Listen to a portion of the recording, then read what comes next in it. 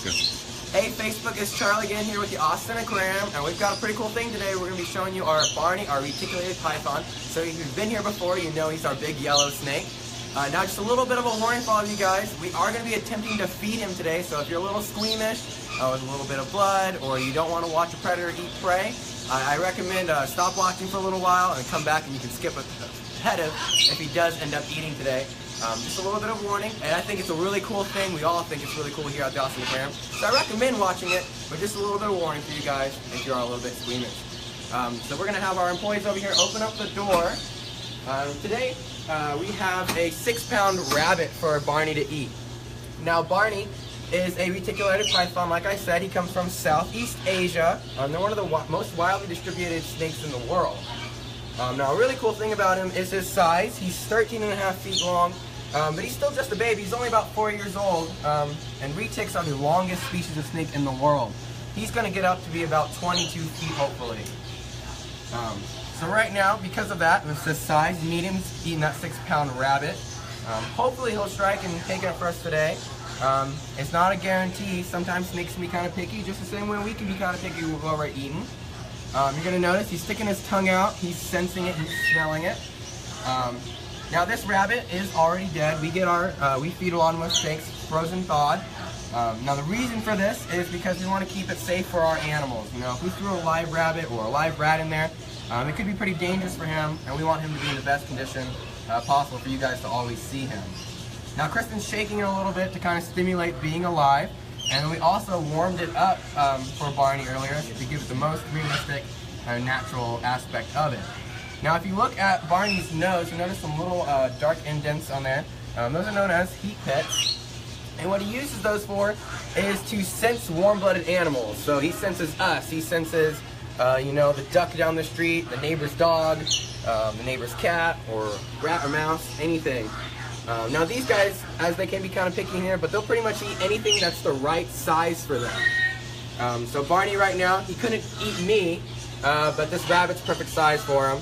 And then if Barney, once he's full size, you know, maybe your kid would be a perfect size for him.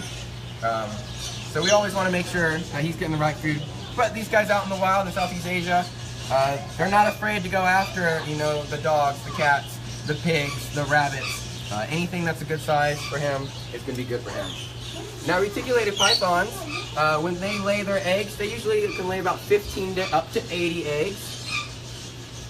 You want to watch that? And it takes about 90 days for the incubation, so 90 days for them to be laid and all the way through the process of hatching. You want to see him? Now when a reticulated python like Barney hatches, they're usually in a range about 1.5 feet to 2 feet when they're born.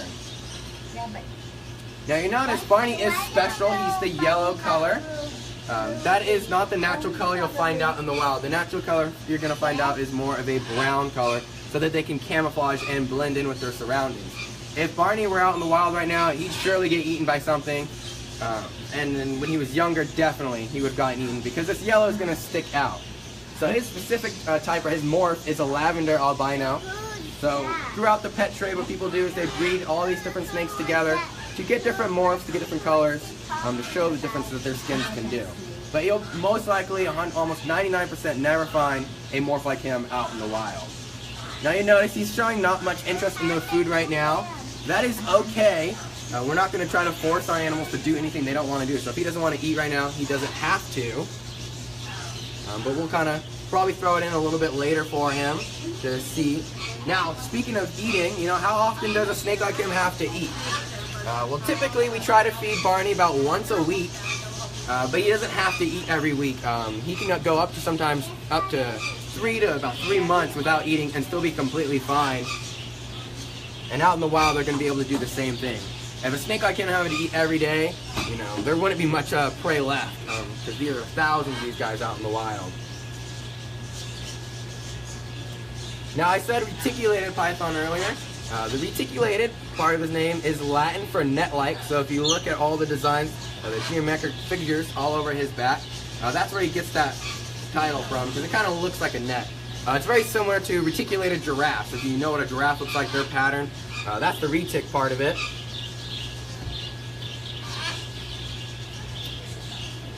Now you can kind of tell that he doesn't have legs, so you're like, okay, well obviously he's not a lizard, which is true. But that's not the main difference between a lizard and a snake, because there are species of lizards that are legless lizards. The main differences between snake and lizards is going to be, one, their jaw. You saw we threw that 6-pound rabbit in there. You know, if just looking at Barney, you wouldn't think that he could eat it, but they can actually unhinge their jaw about 4 times the size of their head, and able to eat prey much larger than their size of their head. Lizards, on the other hand, have a locked jaw the same way we do, so they can only open in a certain amount. Now, another big difference is going to be ears. A snake like Barney does not have ears, but a lizard will. They will have ear holes. And then another key difference between these guys is their eyes. Lizards will have eyelids, very similar to us. You know, they'll close it, open them to keep debris and other things out. Barney, however, doesn't. He has a thin membrane. It's kind of like wearing goggles that stays open pretty much the entire time. Protect debris, water, dirt, anything else from getting Barney's eyes. Now, something really interesting about Barney is that he's an incredible swimmer. Retics are known for their swimming ability. Out in Southeast Asia, there are tons of islands that these guys range from, and they have the ability to swim from island to island. Now, going off of the swimming ability, these guys tend to range around most places that have lakes, small ponds, rivers, to look for prey and use that swimming ability.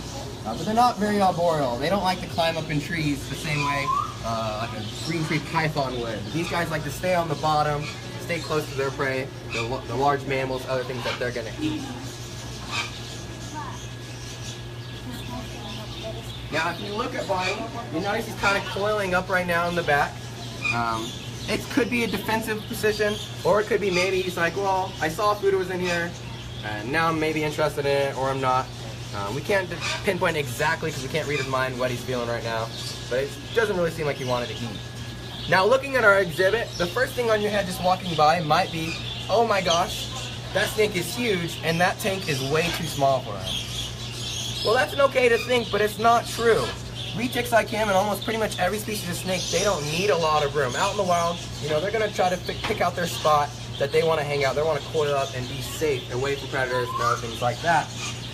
So this is a perfect size for him. He's able to move around, he's able to coil if he needs. And he gets all this thing. Remember, out in the wild, when they swim around, they move around, they're hunting, they're looking for prey. But since here at the Austin Aquarium, since we provide that for him, he doesn't have that need, he doesn't have that instinct to go looking around for all that food. So this size that we have for him is actually a perfect size for him. Now, in the upcoming months, we are hoping to expand it, but mostly that's just going to be for looks and decor.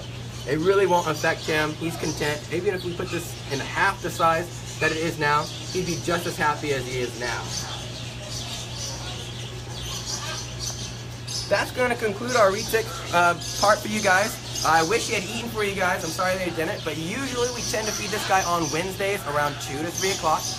That's not a guarantee. It's always changing, but you can always call the aquarium and ask if we are going to, and we'll let you know.